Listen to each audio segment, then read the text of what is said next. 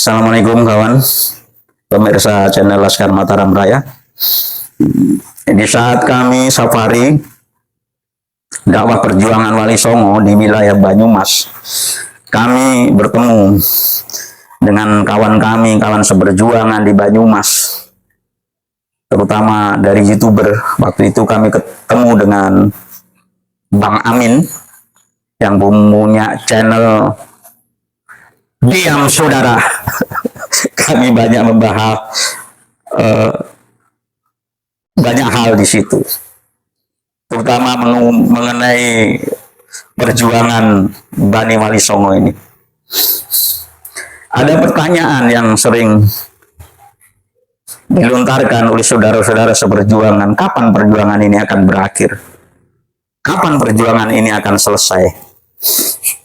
Dari dulu, saat dari awal ini perjuangan, kami para sesepuh, Musa Abbas, Kiai Imat, Kiai Syarif Rahman, dan semuanya para sesepuh perjuangan ini sudah mengatakan, perjuangan ini tidak ada berhentinya selama masih ini, nyawa masih ada di dalam raga ini. Karena perjuangan ini bukan hanya perjuangan soal nasab. Perjuangan ini bukan perjuangan soal Bani Wali Songo, tapi perjuangan ini adalah perjuangan kebangsaan, perjuangan marwah leluhur Nusantara.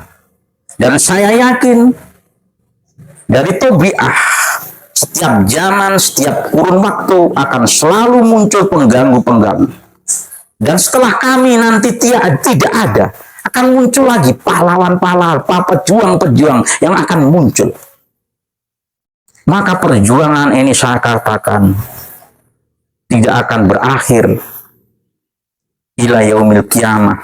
Karena yang kita perjuangkan adalah bukan hanya sekedar nasab ba'alwi, tapi yang kita perjuangkan adalah menjaga marwah Republik Indonesia.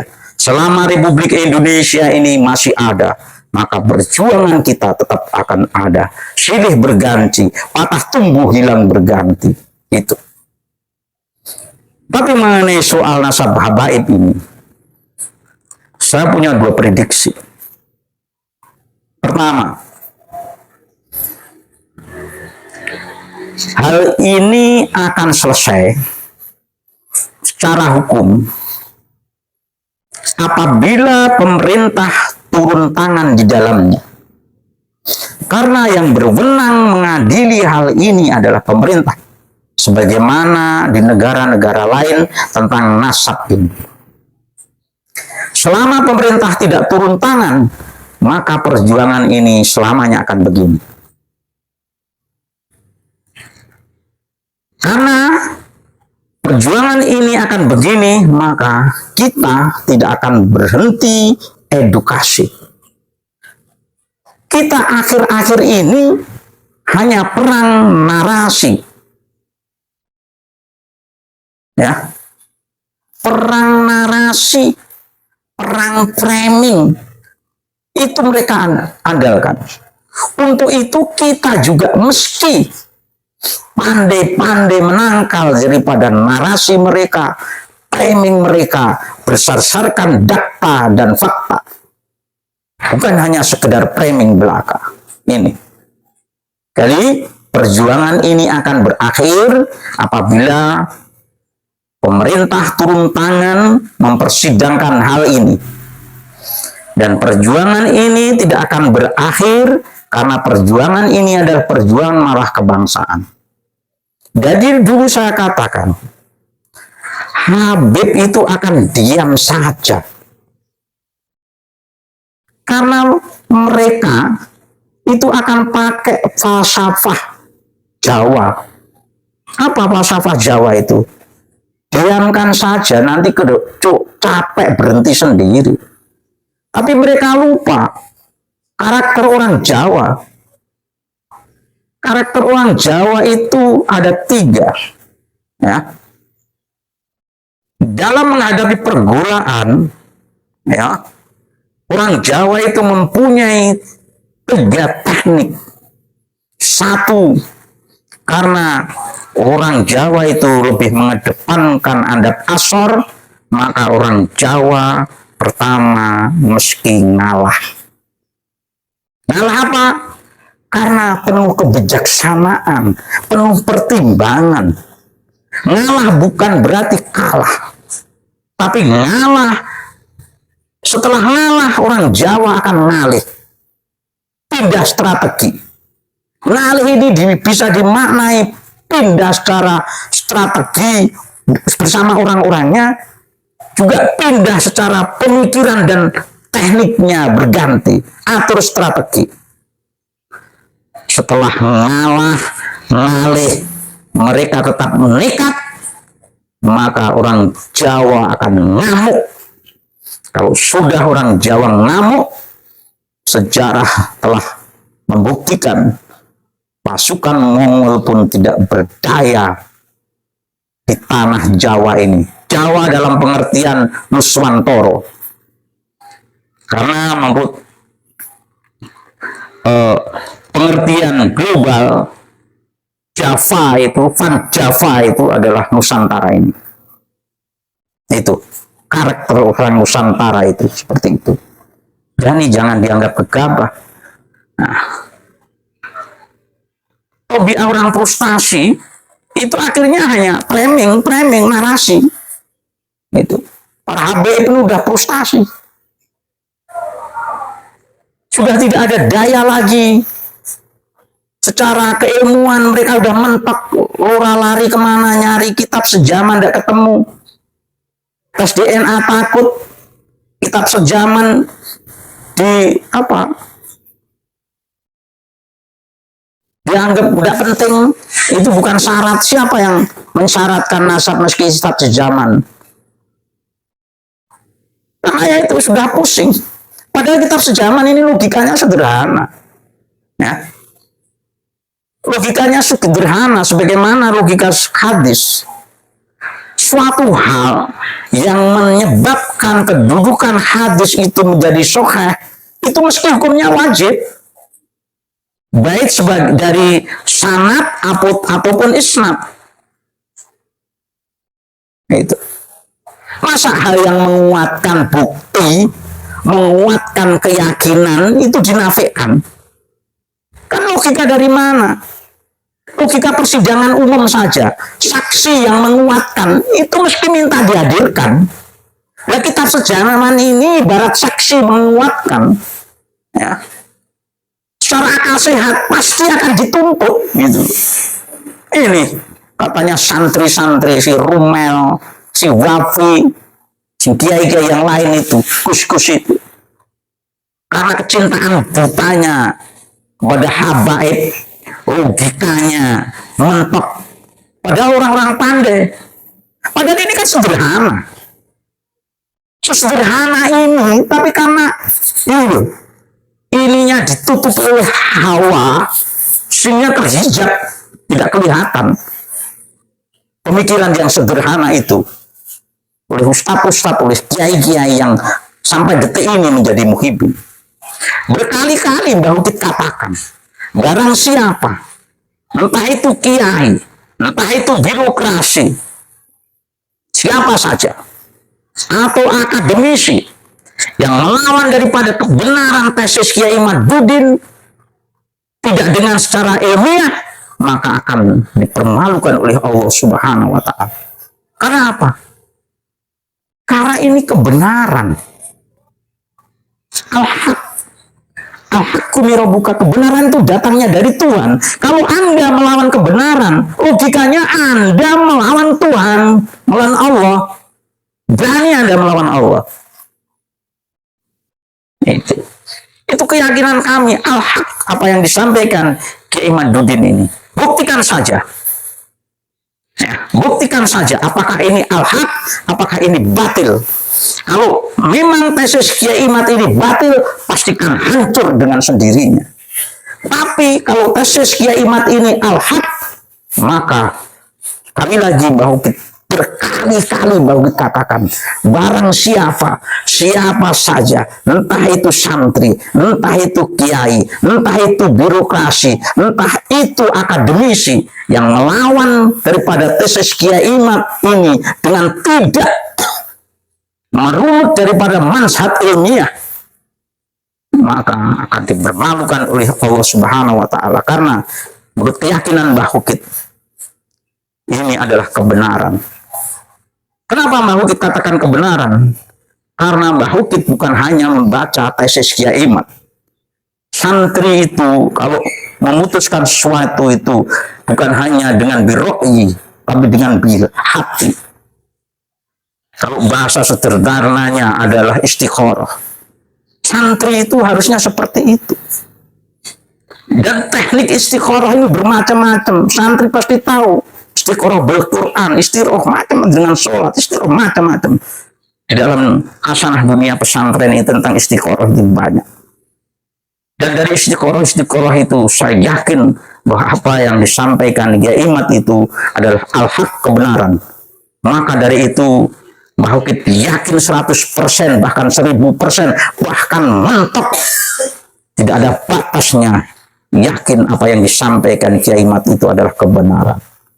Demikian saja, mari kita saksikan video ngobrol kami bersama Bang Amin, channel Diam Saudara. Ayo dukung channelnya Bang Amin.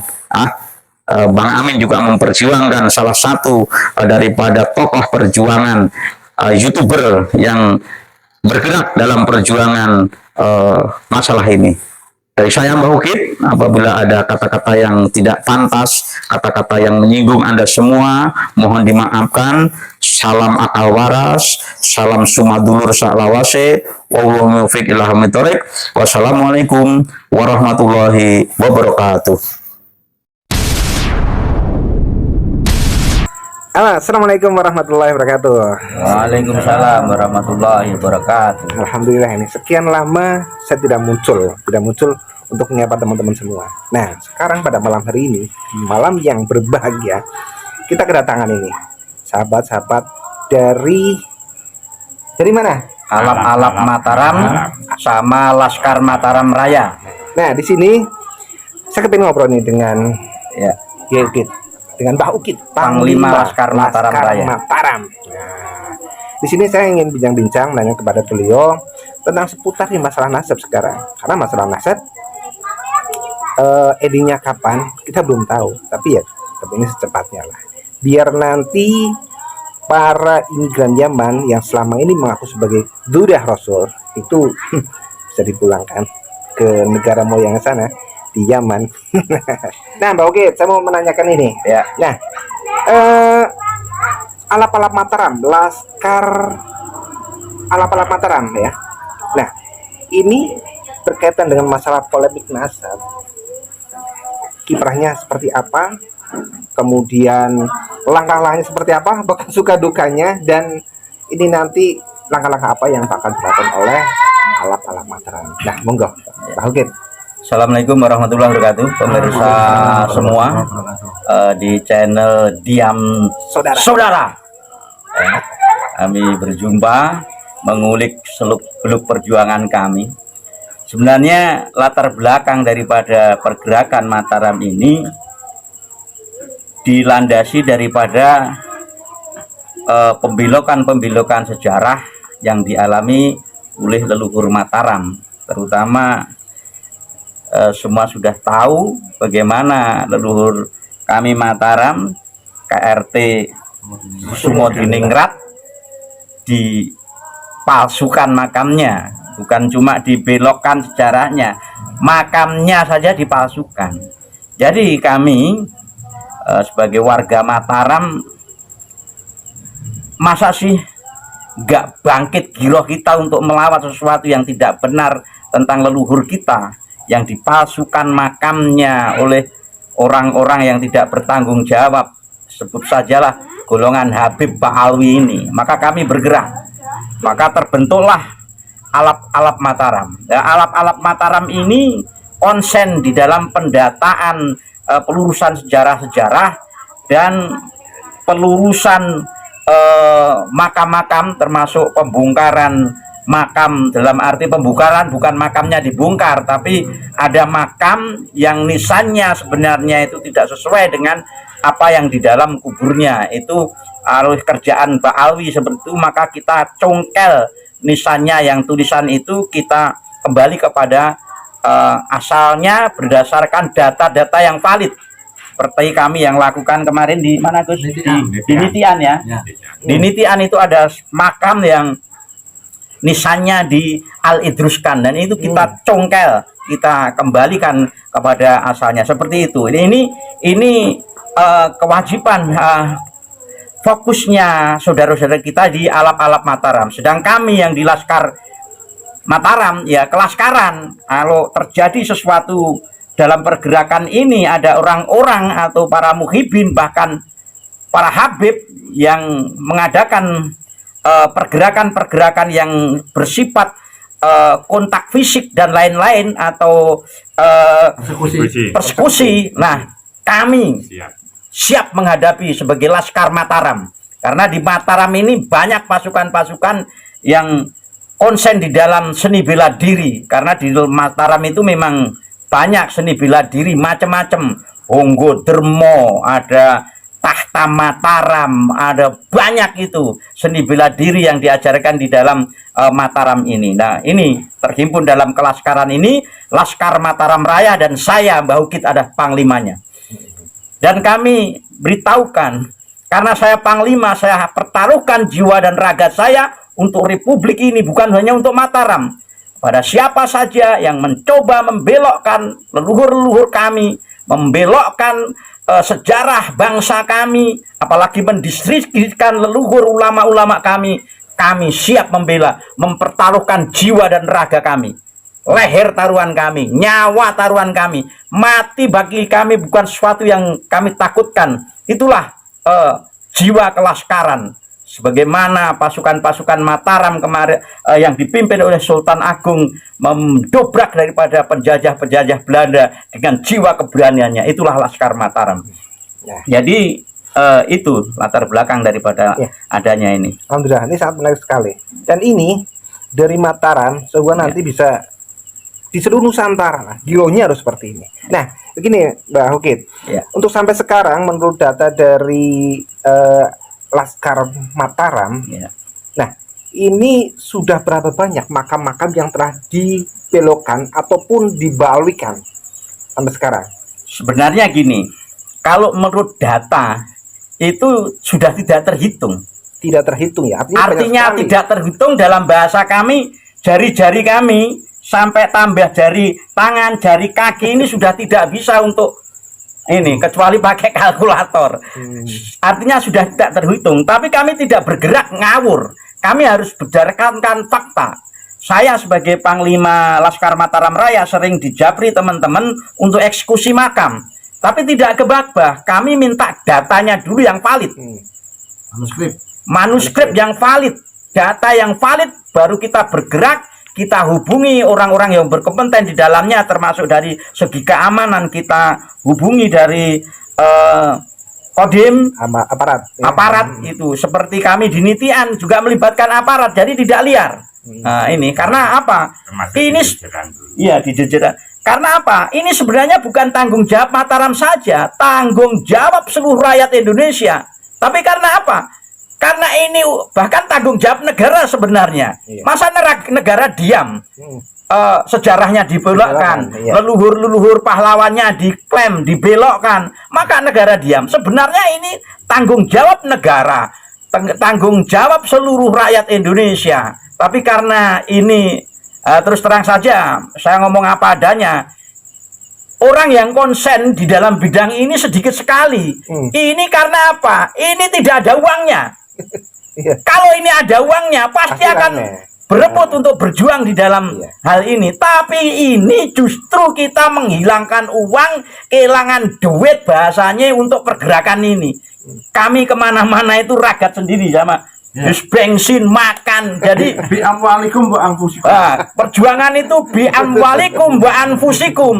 Amwal harta kita, anfus jiwa dan raga kita. Kami pertaruhkan bahwa Fisabilillah. jadi para muhibin, kalau Anda mengancam itu bagi kami udah ada urat takut kami udah putus, udah habis.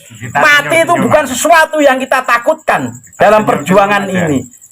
Itu jadi seperti itu. Sebenarnya ini bukan tanggung jawab Mataram sebagai yang sering, karena yang mereka garap itu rata-rata kebetulan kok terah-terah daripada Mataram. Ini hanya kebetulan. Kalau datanya terlalu banyak, tapi kita tidak gegabah untuk itu. Tanggung jawab negara. Iya.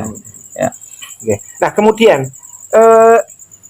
langkah ke depan yang akan dilakukan oleh Laskar Mataram ini apa, Mbak? Oke.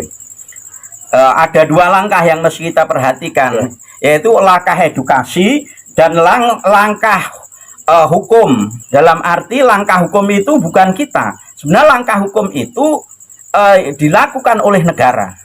Ini sebenarnya tanggung jawab negara. Kami rakyat ini hanya seperti Pam Swakarsa, ikut rumongso handarbeni, rumongso memiliki negara ini. Kita bertanggung jawab untuk melestarikan sejarah-sejarah budaya kita, situs-situs negara kita yang dipalsukan dan dibolehkan oleh oknum-oknum. Sebenarnya ini tanggung jawab negara, karena negara itu ada lembaga yang namanya lembaga cagar budaya. Ini sebenarnya tugas mereka, yaitu tadi, karena Anda ada duitnya ini loh. Iya, nggak ada duitnya.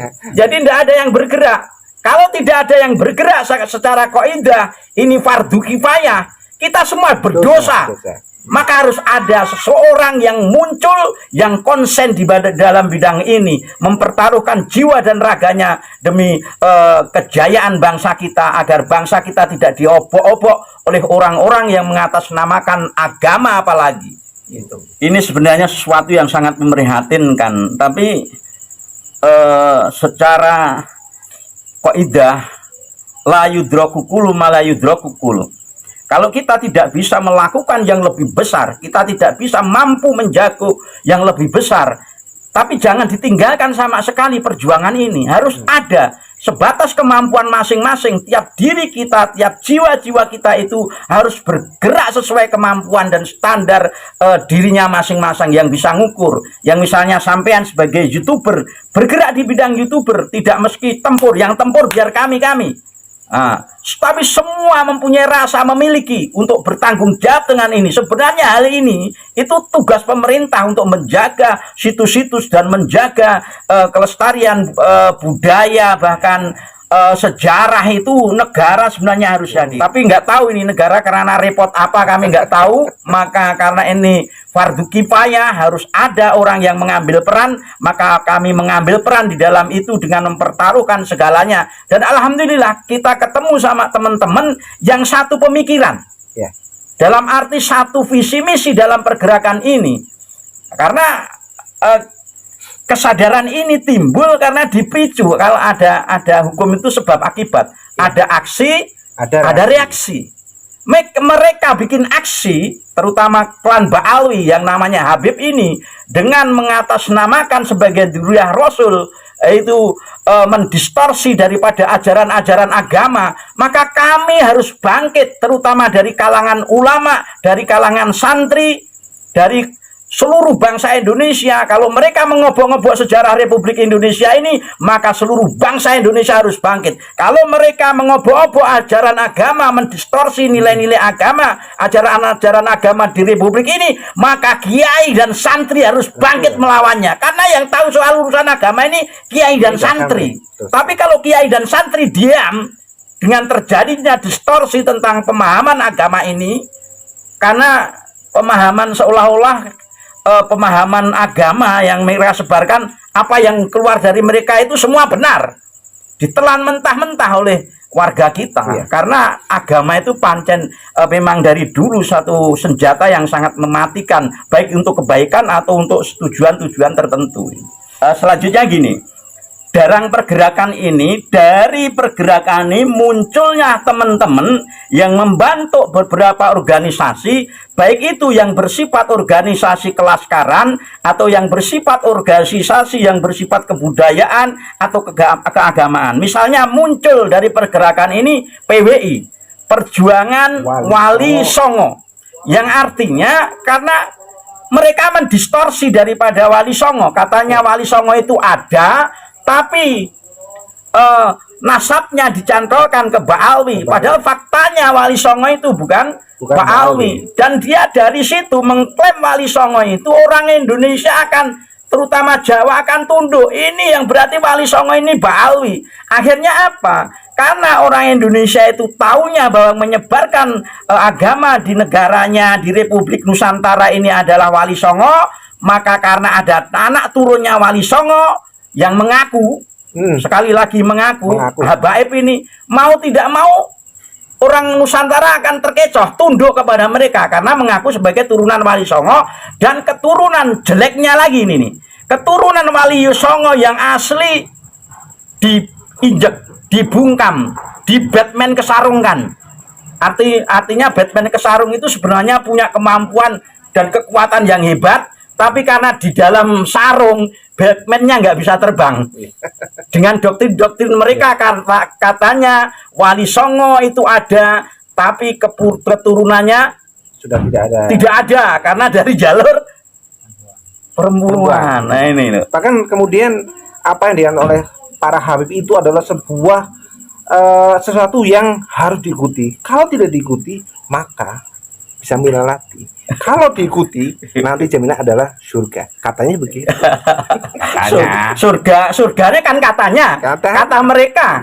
Saya pernah diancam soal surga dan neraka. Ini senjata mereka.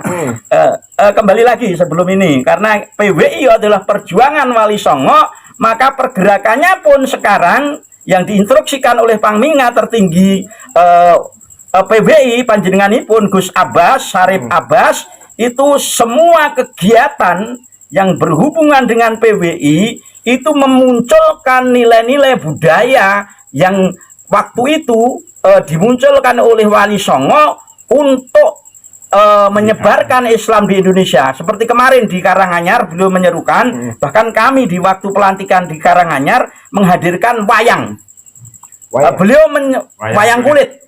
Beliau menginstruksikan Gus Abbas agar kita tidak lupa akar budaya perjuangan keislaman di tanah Jawa yang dirintis oleh Wali Songo. Maka PWI menginstruksikan agar setiap pelantikan PWI dan Laskar Sabilillah untuk ditampilkan budaya lokal di masing-masing.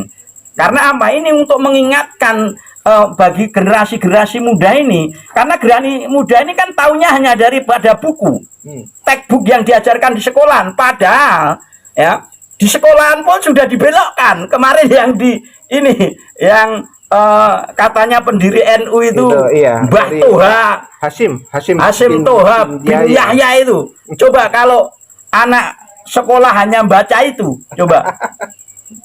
Tahunnya seperti itu. Tapi alhamdulillah berkat perjuangan ini semua terbongkar. Bahkan kami bikin slogan Laskar Sabilillah, maju terus pantang mundur, ya. Dobrak, labrak, rungkat. Gitu. Jadi jangan main-main. Kami akan dobrak, kami akan labrak sehingga kalian rungkat seakar-akarnya. Gitu. Karena ini perjuangan bangsa. Jadi bukan kok untuk memicu kebencian, bukan. Ini menjaga marwah kebangsaan kita. Bukan soal Wali Songo, tapi kebangsaan gitu loh. Nah, ini luar biasa. Saya sampai tidak bisa berkata-kata. Luar biasa, benar luar biasa. Dan apa yang kita lakukan sekarang? Ketika beliau-beliau ini dengan girohnya sangat luar biasa demi menjaga Nusantara ini dari para perongrong seperti para habaib, kita harus tetap menjaga negeri ini dari tangan-tangan orang jahat. Kalau bukan kita, siapa lagi? Oke, sekian. Wassalamualaikum warahmatullahi wabarakatuh. Waalaikumsalam warahmatullahi wabarakatuh.